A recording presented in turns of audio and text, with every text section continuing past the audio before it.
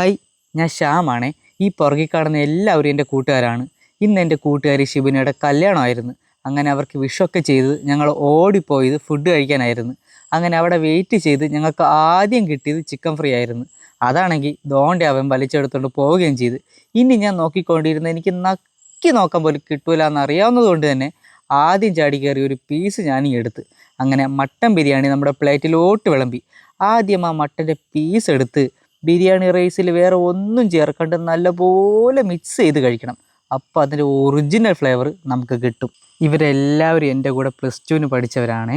അന്ന് ഉച്ച സമയമൊക്കെ ആകുമ്പോഴത്തേക്കും നമ്മൾ വീട്ടിൽ നിന്ന് കൊണ്ടുവന്ന ചോറെല്ലാം കൂടി ഒരു പൊതിയിലങ്ങ് തട്ടും. എന്നിട്ട് എല്ലാം കൂടി ഒന്ന് മിക്സ് ചെയ്ത് ഉരുളയാക്കി കഴിക്കും. ആ ഉരുളയിൽ നമ്മുടെ എല്ലാവരും വീട്ടിലെ ടേസ്റ്റ് നമുക്ക് കിട്ടുമായിരുന്നു. അത്രയും ടേസ്റ്റുള്ള ഒരു പൊതിച്ചോറ് ഞാൻ എൻ്റെ ജീവിതത്തിൽ ഇതുവരെയായും ഞാൻ കഴിച്ചിട്ടില്ല. ഇവരോടെ ഇരുന്ന് കഴിക്കുമ്പോൾ അതൊക്കെയാണ് എനിക്ക് ഓർമ്മ വരുന്നത്. ഈ ചില സമയത്തെ ഈ ഭക്ഷണത്തിന് ഒരു മാജിക് ഉണ്ട്.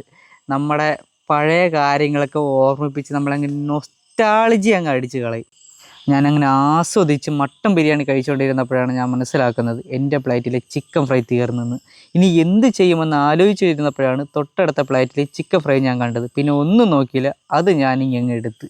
പിന്നെ അതിന് വേണ്ടിയിട്ടുള്ള അടിയായിരുന്നു. അവസാനം നമ്മൾ രണ്ടുപേരും കോംപ്രമൈസായി പാതി വെച്ച് ഷെയർ ചെയ്തെടുത്ത്.